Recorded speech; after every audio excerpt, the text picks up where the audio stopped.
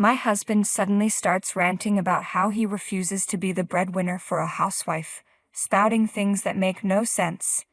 Before I know it, he's packing up my belongings. "What are you doing?" I ask, bewildered. "I'm asking you to leave this house until you realize what you've done," he replies coldly. "What?" I can barely process his words. My name is Mary, a 27-year-old office worker. I recently landed my dream job at a cosmetics company and threw myself into my work with enthusiasm. My dedication paid off. I received excellent feedback from my boss and earned a promotion. For someone my age, my salary is pretty impressive. I've been married to my husband Tom for a year. We're the same age, but he earns less than I do. It doesn't bother me, but I've come to realize that it's a sensitive issue for him.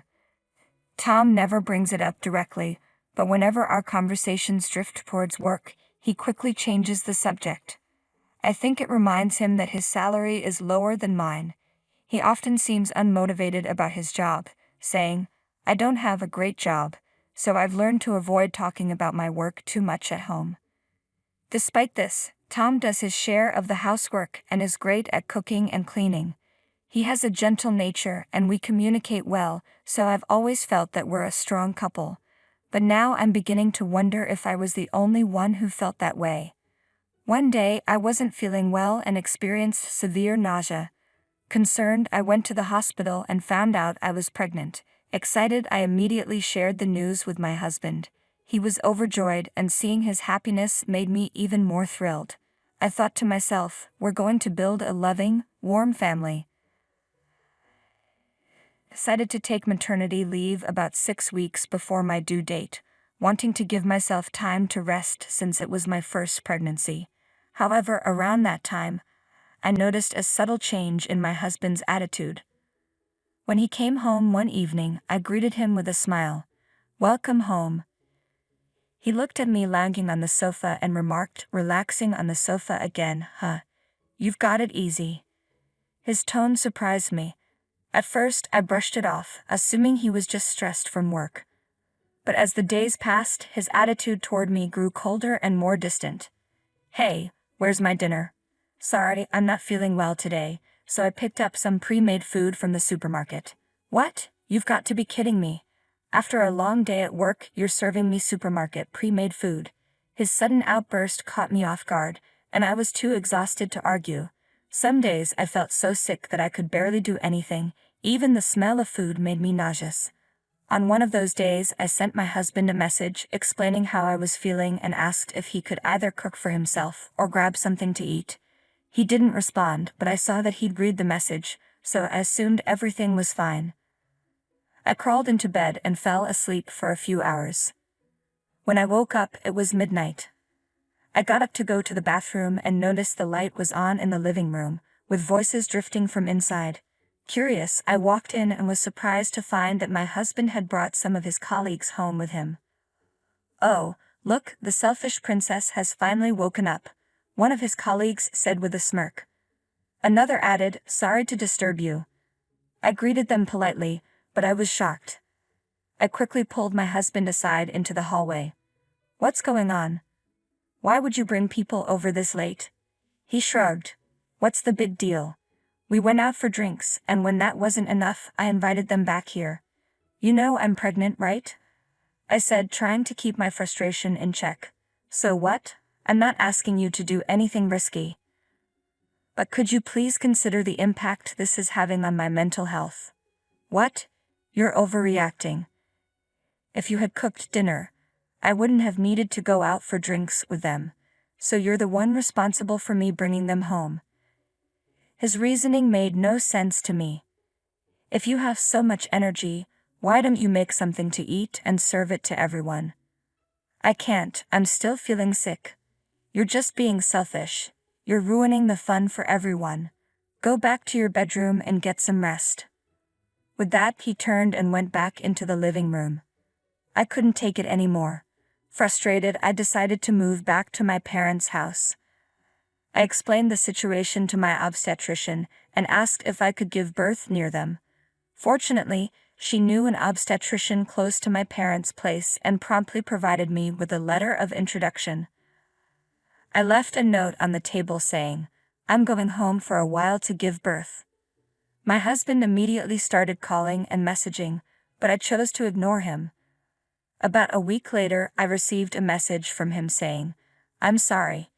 You can stay at your parents' house and rest before the birth." Although I still hadn't forgiven him, I was relieved to hear his apology.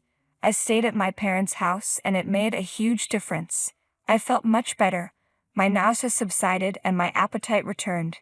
After that, I gave birth to a healthy baby girl. My parents were thrilled to welcome their granddaughter, and my husband came to the hospital as well. He was overjoyed to hold our daughter, exclaiming, "She's so cute," and showed genuine concern for my health. I felt relieved, thinking that he had returned to his caring and gentle self. Once I recovered, I spent about 2 weeks at my parents' house before moving back to the home I shared with my husband. When I returned, he eagerly took on the task of feeding our daughter after work. Initially, he was very involved, helping with diaper changes and bath times. His enthusiasm and support were incredibly encouraging. I felt relieved, believing that my husband and I would be able to live together harmoniously once more. However, about 2 months after our daughter was born, his attitude began to shift again. It seemed to be related to our baby's increased nighttime crying. Until then, she had been sleeping soundly, but now her cries were frequent and disruptive, waking us up regularly throughout the night.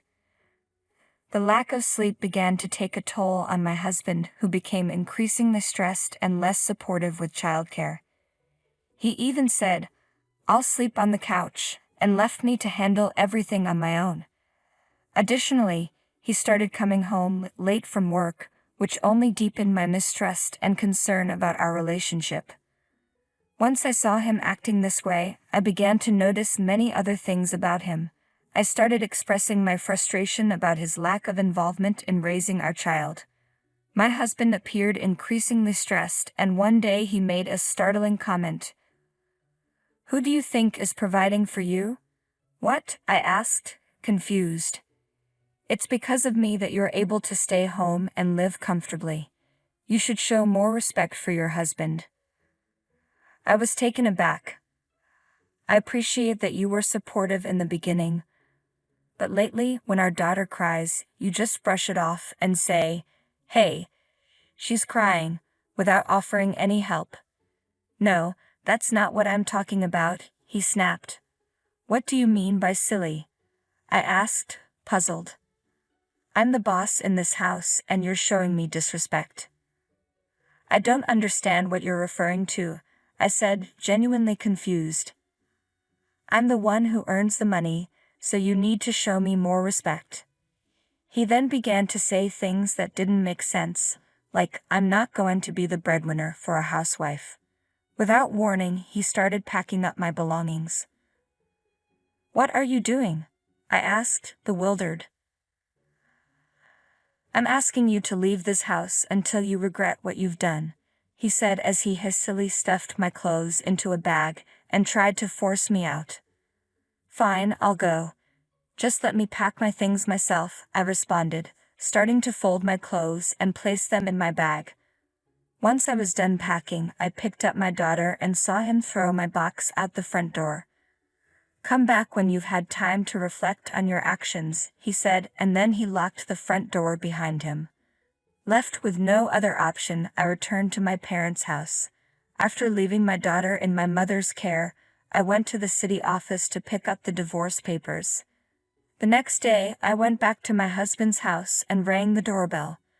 "Oh, you're back already? I suppose you've realized you can't manage without me. All I need is for you to show me you're sorry. If you get down on your knees, I might forgive you," my husband said with a smirk. Ignoring his demands, I pulled the divorce papers from my bag and handed them to him. "What? Divorce papers? Why? I thought you were sorry," he exclaimed, confused.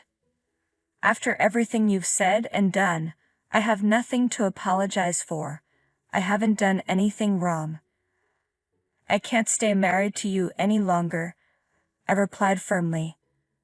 My husband was clearly taken aback, not expecting me to follow through with the divorce.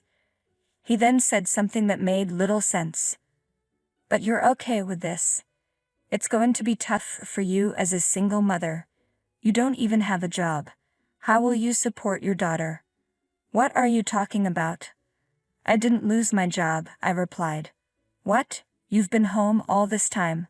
I thought you quit because you got pregnant." "Oh, so that's what you've assumed." "Who said I quit my job? I'm just on maternity and childcare leave." "What?" It seemed my husband believed that women automatically quit their jobs after giving birth. "Oh no, I thought you had become a stay-at-home wife," he said, realizing his misunderstanding. "Oh, I see.